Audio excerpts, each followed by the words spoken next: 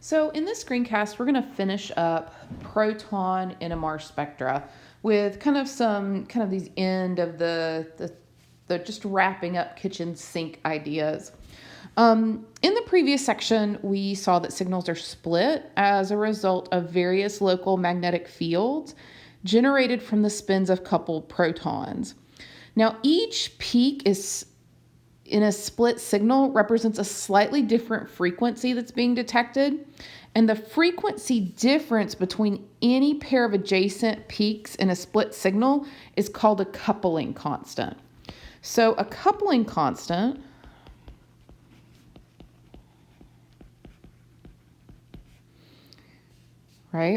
is the frequency difference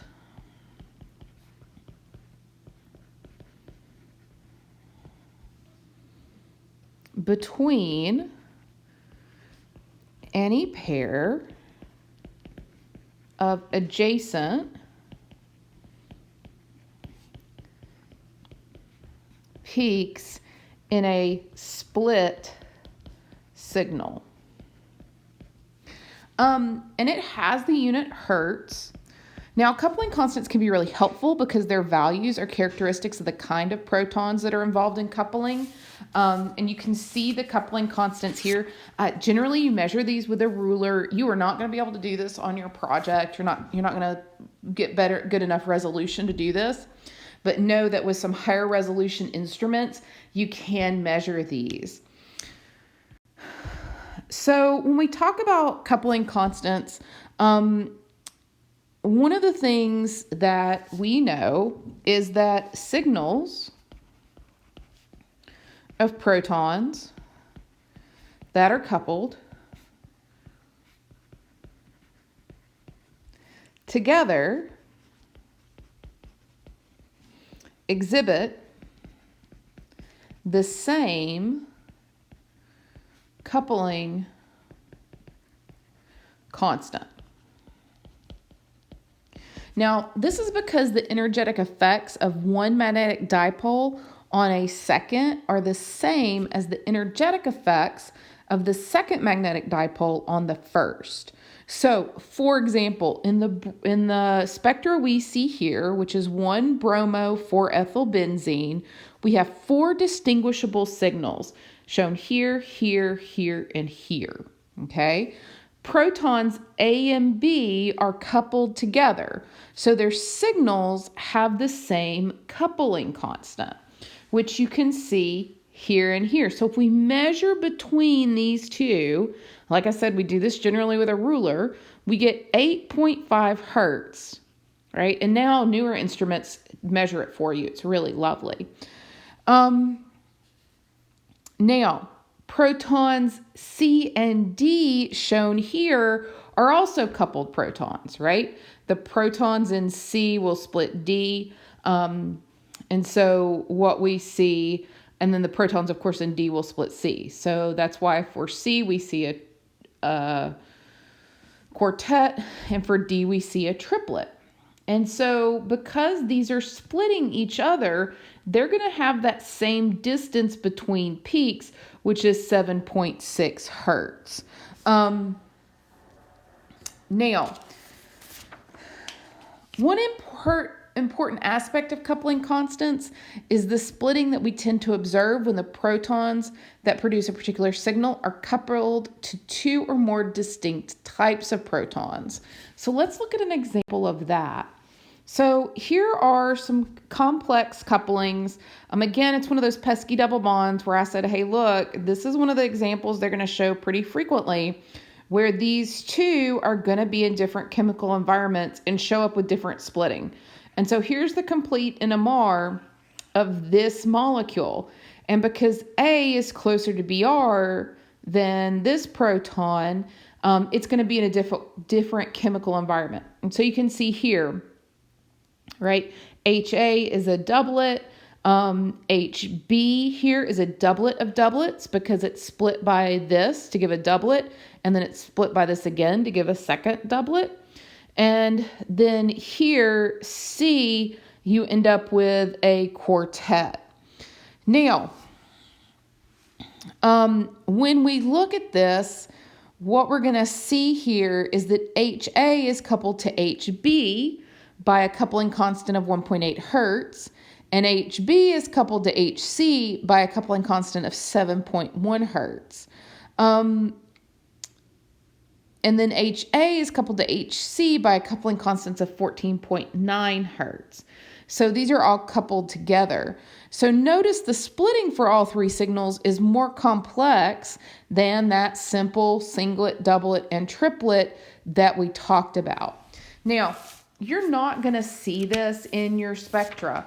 This would be something that you would really dig into if you were in a more upper level class. However, we see a lot of times doublet of doublets. And so I do want to talk about that just a little bit. So to understand how these more complex splitting patterns arise, it helps to view the coupling of each chemically distinct proton one at a time and to construct what's called a splitting diagram. And so these are splitting diagrams. You will not have to construct these. I'm just showing you this so that you can understand where we get doublets of doublets from. So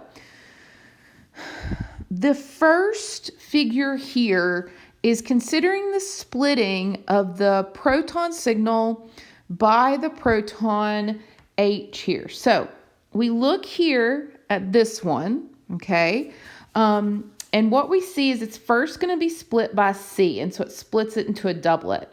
But then, because A is in a different chemical environment, it's going to split it again, and you get a doublets of doublets. So that's why that first splitting is 7.1, and then the second here is 1.8, okay?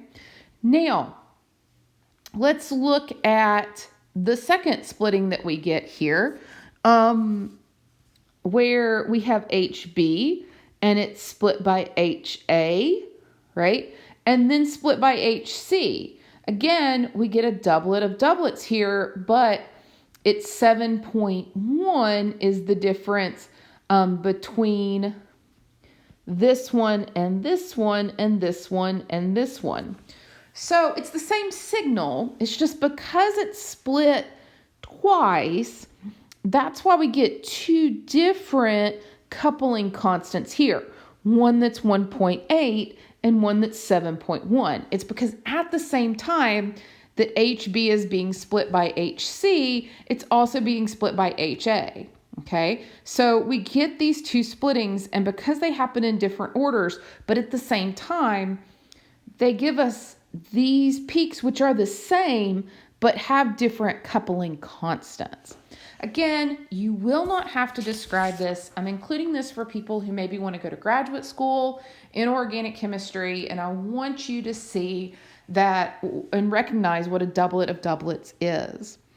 Now, one of the last things I want to mention is I do want us to look at signal resolution. So if we look in this figure, it shows us the NMR spectra from hexane 3-one. Now, this is taken with a 90 megahertz spectrometer, and then it's also taken with a 300 megahertz spectrometer, which is going to be on our next slide. So based on this structure, it's really hard to figure out. If we just had this spectra, it's really hard to identify, say, the singlets and triplets and so on from this particular molecule. Because we're seeing some signal overlap. We're not seeing great resolution. So what we would say is that these signals are not resolved from each other.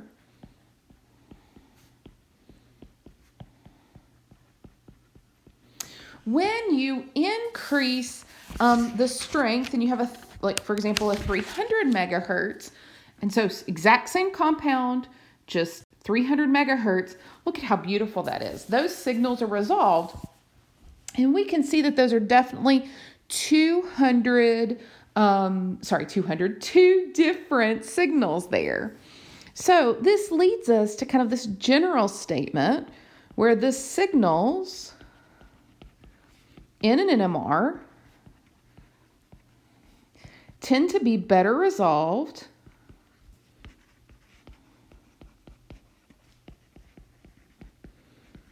as the magnet becomes more powerful. Now, as you can imagine, a more powerful magnet is more expensive. One of the things that you're going to notice in your packet is that these are real experimental results, right? They're not going to be perfect like in your book. And some of them have been done with a 90 megahertz spectrophotometer, NMR, and some of them have been done with a 300. So some are going to have better resolutions than others.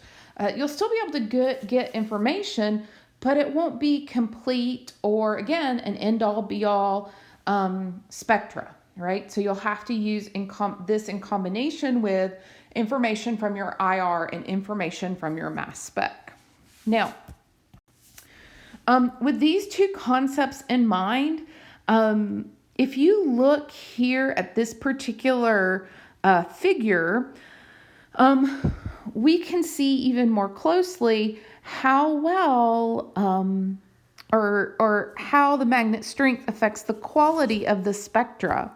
And so you see there's widths that appear, if this is a, you get just better resolved signals. And so when we say resolved signals, what we mean there is that you can definitely tell these are two different peaks, and you can't tell that here. Okay, so these would be what we call unresolved, where you can't tell, and these would be what we call resolved, where those frequencies are moving apart, so you can tell that you have those signals better than you could before.